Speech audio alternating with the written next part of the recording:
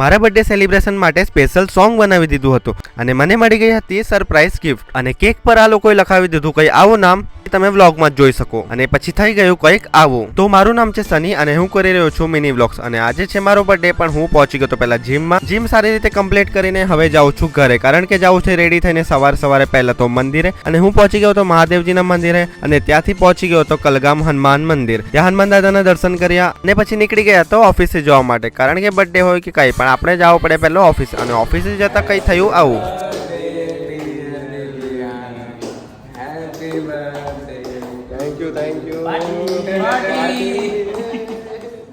Thanks. Love you. અને મારા બર્થડેનું look તમને બતાવો તો મારું લુક કઈ હતું આવો. તમે લોકો કહેવો કે ભાઈ હું બર્થડેના દિવસે કેવો લાગતો હતો અને નવી વોચ પણ પહેરેલી હતી કારણ કે 9 વર્ષ પણ લાગે છે અને સારો ટાઈમ પણ આવશે. અને પછી આવી ગયા હતા લંચ કરવા માટે અને આજની પાર્ટી હતી મારા તરફથી. તો આવી ગયો તો હોટલથી ખાવાનું અને બેસી ગયા હતા અમે લંચ કરવા માટે.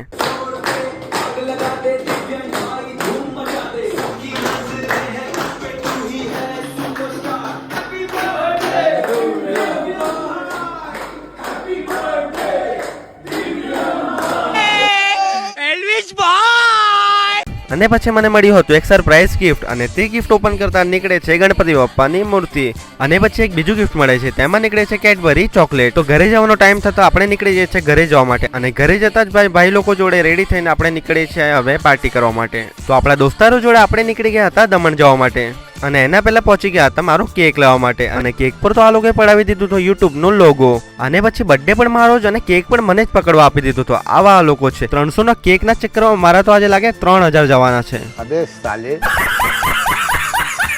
અને પછી પહોંચી ગયા હતા દમણ કિલ્લા પર અને કિલ્લા પર તો તૈયારી ચાલતી હતી મોન્સૂન ફેસ્ટિવલની અને સ્પાર્કલ સળગાવવા માટે જે મહેનત લાગતી હતી ને તે અલગ જ લેવલની મહેનત હતી અને પછી એટલી હવા હતી ને કે સ્પાર્કલનો જે સ્પાર્ક હતો તે અલગ જ ઉડતો હતો.